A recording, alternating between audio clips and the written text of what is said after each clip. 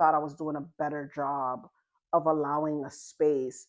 But then I had to also understand that there was some cracks along the way that just left it open for the enemy to plant thoughts and feelings and stuff in your head. And you were good at able to be like, yeah, everything is good. You know what I'm saying? And in moments that I'm not praying, I'm not discerning the stuff that I'm supposed to discern. Right. And so that's why I say it's amazing for us to pray for our children, cover our children and stuff like that. But also ask God to reveal stuff to you so you can have those conversations with your kids. But if your kid feels like they're going to be judged or they're not going to fall into the category that we want them to fall into, it's going to take a long time, right? And you would say certain things to me. I'm like, but honey, why would you even think that? Like, we love you any kind of way, but it just would not resonate. It was not connecting. With you at times when I would be like, oh, let's do, oh, I don't know. And I was like, I just don't know if people are going to receive me. And I'm like, where the heck is that coming from? Like, we're one of the most accepting group of people that you could ever meet. You know what I'm saying? I used to tell him this about our family and stuff like that. And it was so strange to me. And I was like, where did I go wrong? Not showing him that we're accepting it.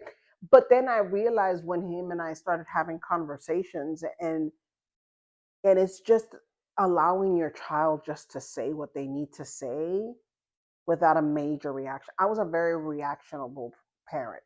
You guys would say stuff to me, and I would have either something to say about it, have an attitude about it, or tell you how to fix it, or what the case may be. And over the years, I'm not saying that I'm perfect at it, but what I'm working towards is to be able for you to say something and for me to just sit back and let you continue to say what you need to say. Yeah. I think it's shown in the last few months, and you I've and I were noticed. talking about Yeah. it, that I feel myself change. Yeah.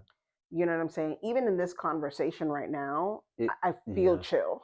And I'm It. usually not chill on these pods. It's definitely tough, and it's something I practice a lot because I try to, and I'm not in any way perfect either, and thankfully that's not the goal, but um, just validating any relationship, family, friend, or romantic, Mm-hmm. is not anywhere close to being easy Mm-hmm. because like you can say the right words, but it's hard to kind of take yourself out of the situation, especially if it's feedback about yourself. Like Yeah. it's hard to take yourself out of the situation and like hear the other person and try to like ask the questions that make them feel heard. Like, Mm-hmm. and then also if it's a friend and they're going through something chaotic, and like Mm-hmm. I do believe in venting and like people just um like expressing how they feel and everything about Mm-hmm. it, but sometimes it becomes an egotistical thing. Like on my end, for example, I'm just like, oh, like, and this is like guy thoughts. I'm just like, oh, cool, you just fix the situation and you're all good. But Mm-hmm. sometimes people just want to talk. And Yeah. I've definitely had this conversation several times with a dear friend of mine's where I'm just like I'm like like I can fix it. Just like let me help. But That was my mentality. yeah, but Always. and I know that's not always right. Like it's sometimes you just gotta. I know there's some versions where you can just like kind of hear them. There's some where like if you, especially if you're getting feedback, there's ways to apologize and kind of like let them see how you could do better. There's also in an educational way, which I've been practicing, is just like first off my tone, how I'm receiving the information, and then also kind of leading someone to like a more uh, Mm-hmm. better answer that they want to do, like Mm-hmm. asking them how they want to handle it and like what do they think, and just helping them go through the scenario, which Yeah. has definitely helped. Yeah. But I don't think there's any specific right way to go about it, but Yeah. I do think that I definitely noticed an improvement in the way we talk, Yeah. and just I do feel heard and stuff, which is definitely makes me feel safer to have these conversations for sure. Mm-hmm. No, I'm happy about that. Yeah, me too. I'm happy because that's what I want it to be like. You know what I'm saying? What's the sense in me being this version of myself to other people, but Hmm. can't be this version of myself for the closest people to me? Yeah, You know what I'm saying? it's true. And so I understand based off of experience as a pastor's kid how pastors or people that are leaders or in ministry, they're like so welcoming, so sweet, so nice, have all this patience and all this charisma for the people outside of the home, but they come home and now we're all a burden to you. Yeah. You know what I'm saying? Like, you don't have enough time to talk to your kid. You don't have enough time to talk to your wife.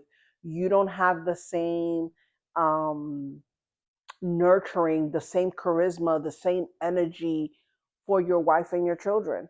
And so I've seen that over and over and over again over the years in a lot of different leadership, especially leadership in Hmm. all, whether it's corporate, whether it's church, whether it's things. I see it a lot in church though, where you're just so self giving, so there for everybody, but you can't be there for the people. And then you try to figure out why your children are acting out, Yeah. why your wife doesn't want to be with you.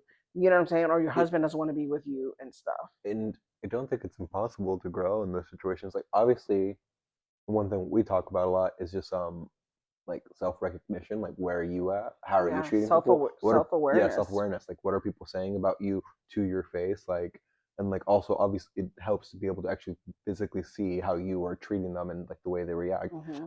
But the thing Hmm. is, I think it's sometimes an issue of like priority. Hmm. Because the thing is if someone's really good at being good at church, but not really good at being good to the people that they love and that they're more or less responsible for taking care of. Like obviously your relationship is a partnership, but if your relationship is hurting, but you're still able to be good to others, you have it in you. You're clearly capable of doing it. And like if you don't want to be in a relationship, that's where you start like really seeing why that is and like moving forward with that process. But if Hmm. this is a relationship you want to be in, you're in a marriage, you made this agreement, especially in This front of covenant. God. Hmm. Yeah, this covenant in front of God.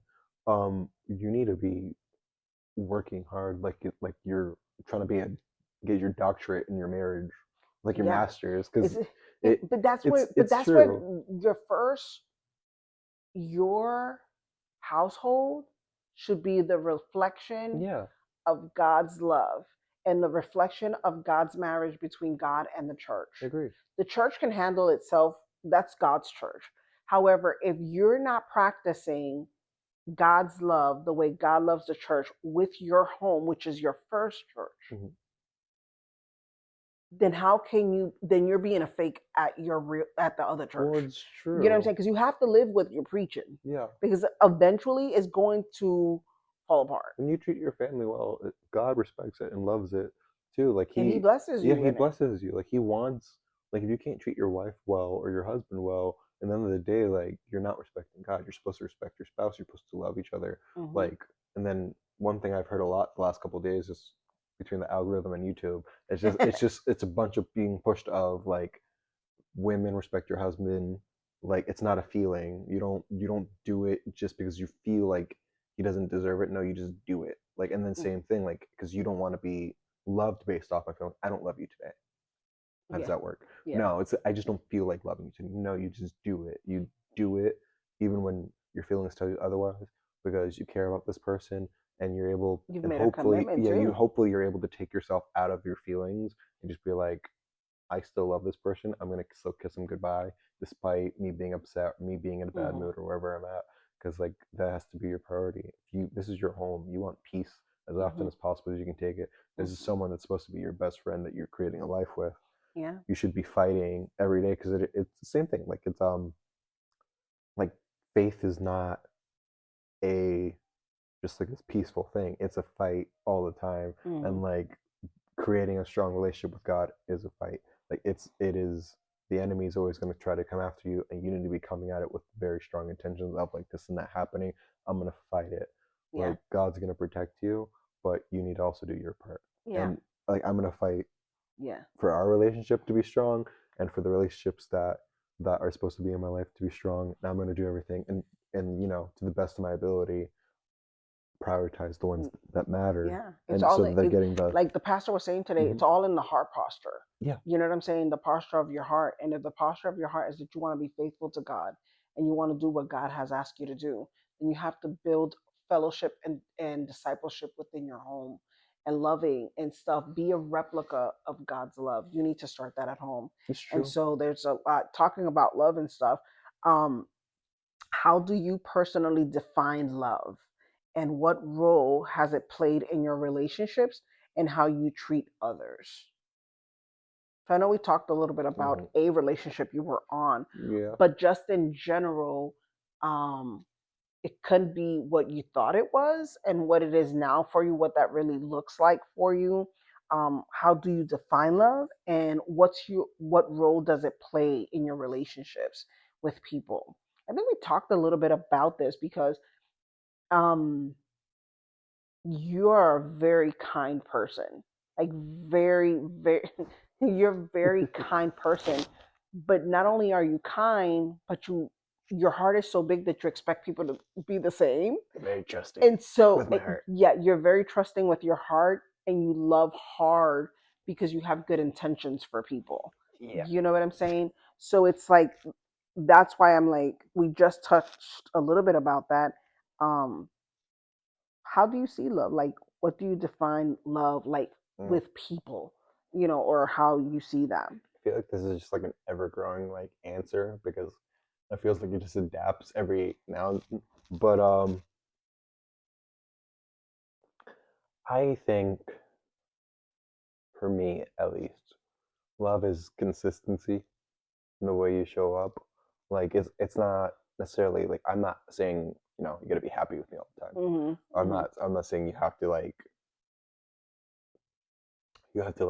be a specific way all the time. You have to be really nice and lovely or dress nice or anything. And this is whatever relationship, it doesn't matter. But I think it's the consistency in how you show up with that person Hmm. and the work you put in. Because the thing is, love is discipline to me. Like Hmm. it's not a, oh my god, I want to give you this one thing this one time. Just we're gonna have this great wedding or Hmm. we're gonna have this great adventure together. And then after that one season I'm gonna focus on me. Like no, it's the consistency and how you show up, how much you prioritize the other person. And then also it's just like it's a lot of sacrifice. Because the thing is discipline is sacrifice. You sacrifice all the pleasures and all the stuff that you could have and or you would normally have, and you're choosing to do what's good for you and or someone else.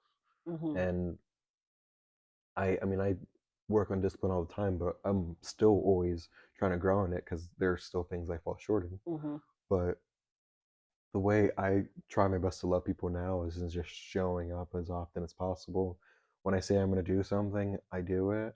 I I try to be as honest as consistently as possible. Like if they ask me for my opinion, I'm gonna try.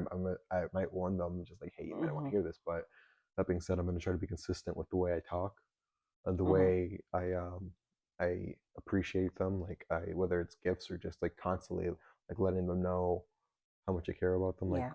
for example, like I have a good friend right now named Kendall, and she's been a lot of help for me. She was the one that started. She took me to church when I needed to in February earlier this year, and then she's been a consistently good friend to me, and it's definitely highlighted. Like she has not fallen short once, like in the way she treats me. She's consistent. She checks up on me and stuff like that, and I don't even have to ask her. She just does, and it definitely highlights like that is a really Yeah. strong love to me. And she holds you Yeah, accountable. she holds me. Oh my Oh, god, which is needed. Like yeah.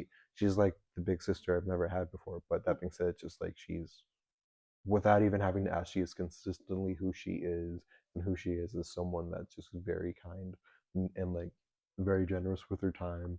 She listens and all this stuff, and it's neat. I need it, Yeah. even though I don't realize I do, but I do, and Hmm. it highlights the kind of love that I want to have in the future when like looking for a wife, like the consistent behaviors of like this is who you are, this is how much you care, this and you show up this much Yeah. all the time.